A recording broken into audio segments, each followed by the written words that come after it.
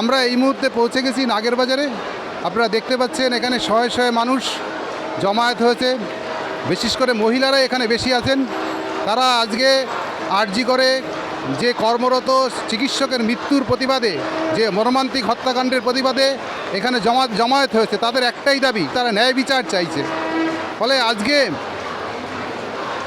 শয়ে শয়ে মানুষ মোমবাতি নিয়ে দাঁড়িয়ে আছে। দেখে নিচ্ছি তারা কেন এখানে এসছে এবং কি তাদের দাবি, কি তারা চাইছেন। আসুন। আমরা চাই প্রতিকার, আমরা চাই শাস্তি, যে থাকুক না কেন তার প্রকৃত বিচার হোক। আমি এইটাই চাই। অপরাধী তো জন্মাচ্ছে, কারা জন্ম দিচ্ছে অপরাধী? এই সমাজ জন্ম দিচ্ছে কিছু রাজনৈতিক নেতা সাপোর্টে। আমার বক্তব্য, দেশ স্বাধীন হয়েছে, মেয়েরা কি স্বাধীন হয়েছে? আজ অবধি কিন্তু হয়নি। যে জিনিসটা ঘটেছে এটা জঘন্য, অপরীয়, মানে এটা কোনো ক্ষমা না, ওর ফাঁসি চাই। একটা আমি রাত্রি 12:30টায় বাড়ি ফিরলে আমার মা বাবা আমাকে 60 বার ফোন করে, কারণ আমার সুরক্ষা নিয়ে। তো আমি চাই এই ষড়যন্ত্র যেন বন্ধ হোক, এর বিরুদ্ধে ব্যবস্থা নেওয়া হোক যত তাড়াতাড়ি। আর এই নাটক ছাড়া, নাটক না করে যেন বিচার দেওয়া হোক, শাস্তি হোক। ওর সঠিক বিচারটা তো আমরা চাইছি না। আজকে আমরা এমনি এমনি আসিনি, আজকে আমরাও তো মা, আমরাও চাইছি সঠিক বিচারটা পাক।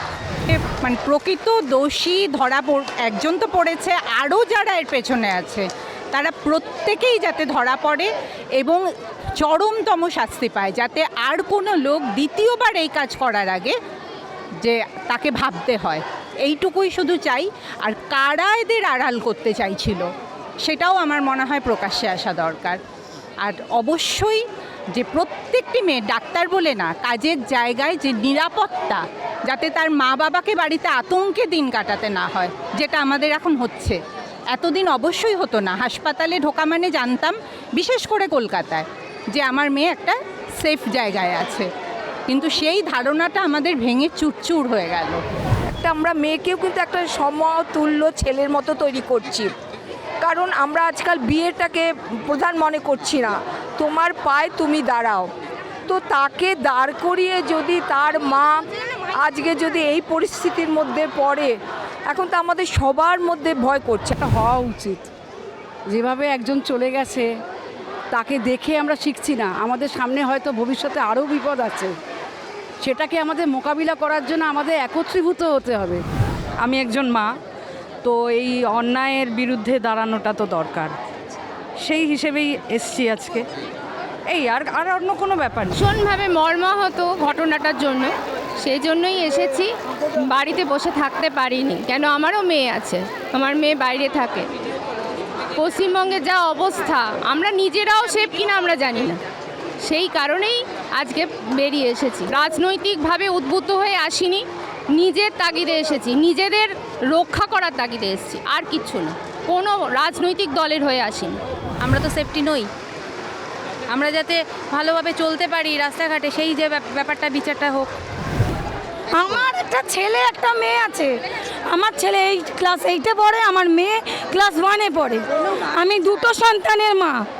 অতএব আমি নিজেই বলছি, আমি আমার ছেলেকে তো শিক্ষা দেবই, দিই, কিন্তু প্রত্যেকটা মায়ের উচিত তার ছেলেকে আগে শিক্ষা দেওয়া, যে প্রত্যেকটা মেয়েকে মায়ের চোখে দেখা, প্রত্যেকটা মেয়েকে সম্মান দেওয়া। Yes, I want justice. সমাজকে আগে সচেতন হতে হবে। কোনো মাই চায় না তার ছেলে হোক মেয়ে হোক কুশিক্ষা দেয়। তারা সবাই মানে ছোট থেকে তারা সুশিক্ষাই দিয়ে আসে, কিন্তু সমাজটা এমনই দাঁড়িয়েছে, সমাজের এই কালচার দেখে তারা এই পরিবেশের সঙ্গে মিশে যাচ্ছে। সুতরাং আগে সমাজকে সচেতন হতে হবে। অভিযোগ উঠছে যে প্রকৃত দোষী তাকে সরকার আড়াল করছে। সরকার আড়াল করছে যাতে তাকে সামনে আনা হয়। আজকে আমাদের প্রতিবাদ তো তার বিরুদ্ধে, সেই জন্যই তো আমরা প্রতিবাদ করছি যে কোনো একজনের পক্ষে এটা করা সম্ভব না। আজকে যারা আড়াল করা হচ্ছে তারা যেন সামনে আসে, তার জন্যই আজকে এত লোক এখানে জমায়েত হয়েছে। রাস্তায় রাস্তায় মেয়েরা, মহিলারা সবাই এই কারণেই বেরিয়েছে। রাতে মেয়েরা বেরোতে পারে না। আমরা একটাই কথা বলতে চাই যে আমরা বেরিয়েছি এবং আমরা বেরোবো, ঠিক আছে? আর যারা অন্যায়ের প্রশ্রয় দিচ্ছে তাদের জন্যই আজকে আমরা সবাই রাস্তায় বেরিয়েছি, এটাই বলার আছে।